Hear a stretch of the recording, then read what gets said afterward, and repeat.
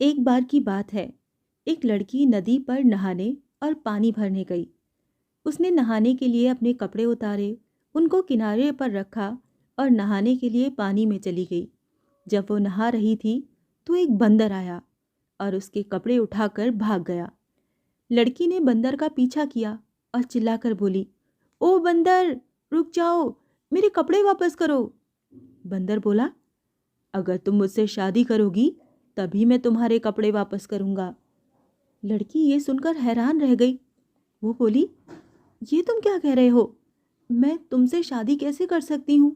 मैं एक लड़की हूँ और तुम बंदर। बंदर बोला, ठीक है, मत करो शादी मुझसे, मैं भी तुम्हारे कपड़े नहीं दूंगा। लड़की बेचारी ये सुनकर बहुत ही परेशान हुई, पर वो कुछ कर नहीं सकती थी। आखिर थक हार कर वो उस बंदर से शादी करने को तैयार हो गई। शादी करने के बाद वो बंदर उसको अपने घर ले गया।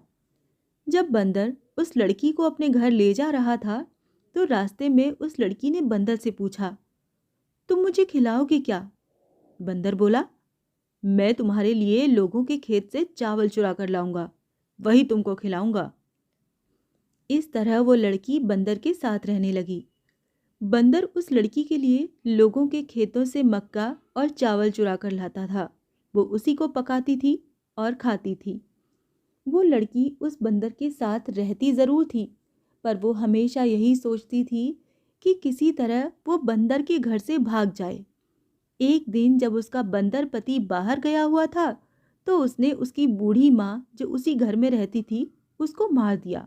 उसने उसकी खाल निकाल ली और खुद उसको पहनकर बैठ गई। जब बंदर घर वापस आया तो उसने माँ को देखकर उससे पूछा, माँ, मेरी पत्नी कहाँ है? उसकी पत्नी, जो उसकी माँ बनकर बैठी हुई थी, बोली, बेटा, मुझे क्या मालूम तेरी पत्नी कहाँ है, कहीं भाग गई होगी। ये सुनकर बंदर पति को बहुत गुस्सा आया और बोला, तुमको नहीं पता कि मेरी पत्नी कहाँ भाग गई? अच्छा, तो ये है कि तुम भी यहाँ से भाग जाओ। और उसने उसको डंडे से कई बार पीटा। लड़की ये सुनकर बहुत खुश हुई और बोली, ठीक है बेटा, यदि तुम मुझे इस घर में नहीं देखना चाहते तो मैं अभी इस घर से चली जाती हूँ। और ये कहकर वो लड़की जितनी तेज भाग सकती थी उतनी तेज वहां से भाग ली। भागते भागते वो अपने भाइयों के घर आ पहुंची और सारा हाल उसने अपने भाइयों को बताया। ये सब सुनकर उसके भाई भी बहुत गुस्सा हुए और बहन के बंदर पति को अपनी बंदूक से गोली मारने चल दिए। पर वो बंदर पति उनको कहीं मिला ही नहीं, तो वो बिना उसको मारे ही वापस लौट आए। कुछ दिनों बाद उस लड़की के एक बच्चा हुआ। अब था तो वो बंदर का ही बच्चा, इसीलिए वो भी बिल्कुल बंदर जैसा था। लड़की के भाइयों को अपनी बहन का ये बंदर बच्चा फूटी आंख भी नहीं भाता था। वो उसको मारना चाहते थे, मगर लड़की का तो वो अपना बच्चा था, इसीलिए वो उनको उसे मारने नहीं देती थी। धीरे धीरे वो बंदर बच्चा बड़ा हो गया।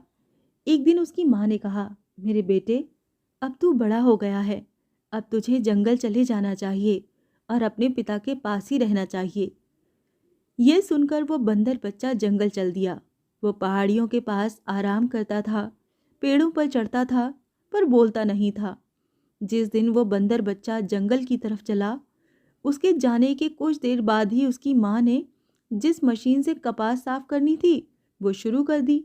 जब उस मशीन की आवाज़ बंदर के बच्चे के कानों में पड़ी तो वो बोला, ओह, मेरी माँ अकेली कपास साफ कर रही है। ये सोचकर वो बहुत दुखी हो गया और तुरंत ही घर की तरफ दौड़ चला।